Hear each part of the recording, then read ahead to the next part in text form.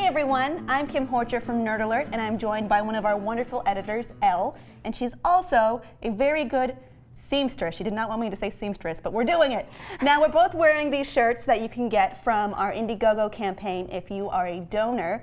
But as you can see, they are in men's sizes, and my shirt is not as cute as Elle's. So Elle is going to show us how to modify them in a couple different ways. All right, so there's two different ways you can do it. One is like the way I have it, which I use a sewing machine for. Obviously, it's more form-fitting than Kim's. I cut the sleeves off, and I brought in the sides, and I cut the bottom a little bit. So I'm going to show you a different way, which is without a sewing machine, since I know a lot of people don't have sewing machines. And it doesn't have any hems, so it's just strictly cutting, so it should be easier. So let's go into that one first. Okay. Okay, so for the first design, where we're just doing no hems at all, this requires just scissors and nothing else. I'm going to start by cutting off the sleeve here, and you can kind of make it as thick or thin as you want the strap to be. So just start with this left one. And then you want to cut the collar off, just so that you can have a more relaxed look. And you can go deeper if you want a deeper neck. Here's the basic part, and you usually want to pre-wash before you do this if you want it to fit properly. And then you can also cut off the bottom, which I usually do, just to have the same look all around. All right, and there you go. And if you want, you can kind of stretch the bottom seams or any of the seams that have been cut so that they'll start to curl. So you just use your fingers to go like this, and they'll start to curl all around. And there's Kim in her brand new shirt, and fits nice and looks great on ladies. So as you can see, I have a sewing machine with me, and if you have a lot of patience, you can do it without a sewing machine, but I don't have that much patience. So we're gonna start by laying out the shirt.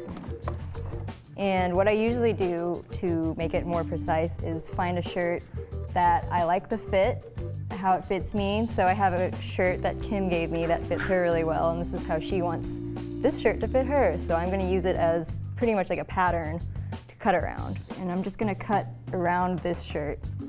And you make sure to leave some extra room so that you'll have a place to hem while you sew it up. So I'll start by cutting the bottom. So just again, I'm going to make it a little bit longer.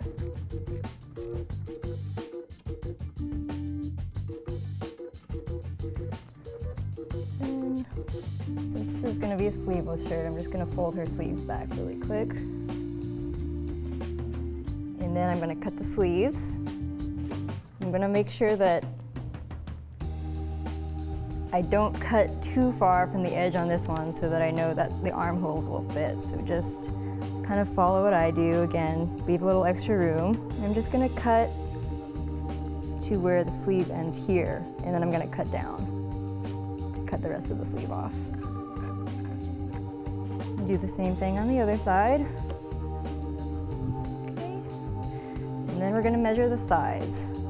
So this is where we're going to go up, and we're just going to kind of make it curve like her shirt does originally.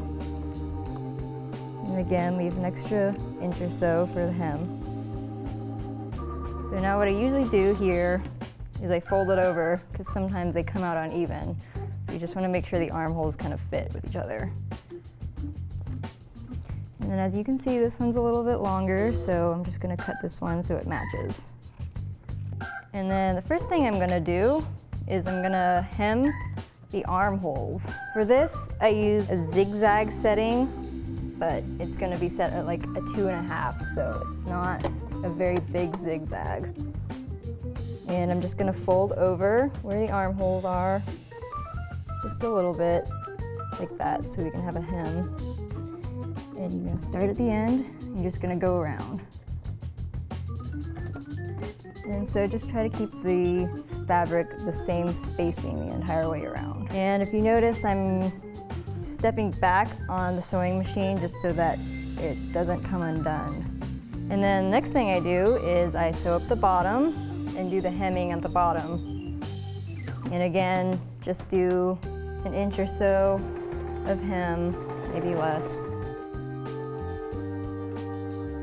Same thing on the other side.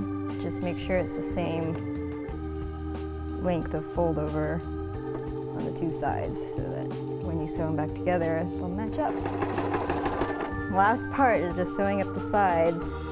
So you're gonna make sure that the shirt is inside out so that when you sew up the sides, you won't see it.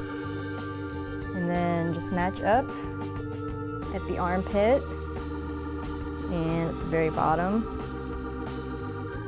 so that they match.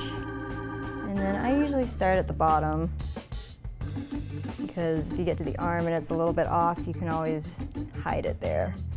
And then I'm gonna switch my thread pattern to just a straight sew so there's no zigzag. And keep it about the same spacing, like 2.5. And then just follow the edge. And then kind of just go and cut off all the extra thread. I like this a lot. It's professional as opposed to Yay. the other one. But that was so easy. When my grandma used to sew, she made it look like the hardest thing in the world. There was pins and graph paper and measurements and a little bit of glue. But that was, it makes me want to take up sewing now. Well, that's the thing. It's like, you said I was a seamstress. I'm not a seamstress at all. Like, this is just like an easy way for anybody to be able to do it. Like, I obviously didn't use any pins or anything. You could do that if you want to be more precise, but this is just the easy way to do it. And it turns out it fits, so there you go. I like it a lot. So you can do that with your very own Young Turks power shirt, or any other shirt, but preferably the power shirt. Please check that out on our Indiegogo page.